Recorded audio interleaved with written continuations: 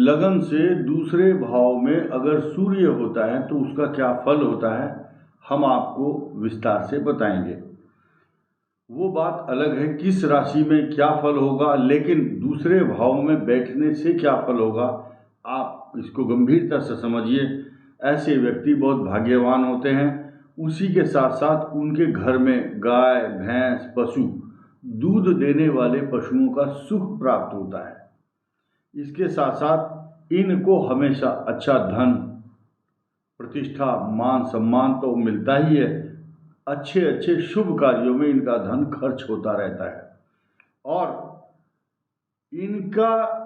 इनकी जो स्त्री होती है उसके कारण इनके जो कुटुंबी जन हैं उनमें हमेशा क्लेश परेशानी तनाव चिंता ये बनी रहती है, यानी कि कलह का वातावरण कराता है, क्योंकि कुटुंब स्थान है ना दूसरा। धन लाभ के लिए ये जो काम करता है अधिकांश इसका परिश्रम नष्ट हो जाता है। तो सूर्य का फल है ये। इसके अलावा इसके द्वार पर बहुत अच्छे अच्छे वाहन खड़े रहते हैं। धन लाभ होता भी है प्रचुर मात्रा में और वाहनों का सुख प्राप्त होता है। स्त्री सुख में व्यवधान उत्पन्न करने वाला होता है दूसरा सूर्य। लगन से दूसरा सूर्य वाहन आदि का सुख तो देता ही है। इसके अलावा शरीर इनका सामान्य पर आंखें लाल रहती हैं, क्योंकि दूसरा भाव आँखों का भी कारक है। इसलिए लाल आँखें स्त्री पुत्र के सुख में व्यवधान। और ऐसे व्यक्ति धनवान भी होते हैं। एक जगह पर स्थायी रूप से घर बना करके निवास नहीं करते, इनको पसंद नहीं है, इसलिए मन दुखी रहता है इनका। और इनको जीवन में स्वर्ण रत्न आभूषण अनेक प्रकार के सुख प्राप्त होते हैं। ऐसा व्यक्ति अहंकार से युक्त होता है, अपने व्यवहार से शत्रुओं को अपने अनुकूल कर लेता है।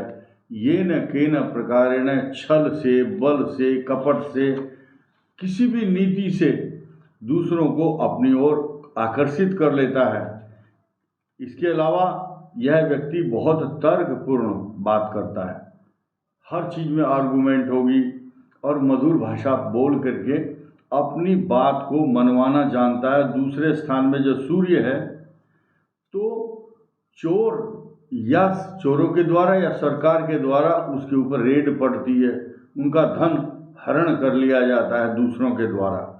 इसलिए धन की रक्षा करना इनका परम कर्तव्य होना चाहिए। ऐसा व्यक्ति चिर स्थायी रूप से परमानेंट, जैसे बहुत से लोग धार्मिक होंगे मंदिर बनाते हैं, ऐसा व्यक्ति ऐसे काम नहीं कर पाता। क्यों?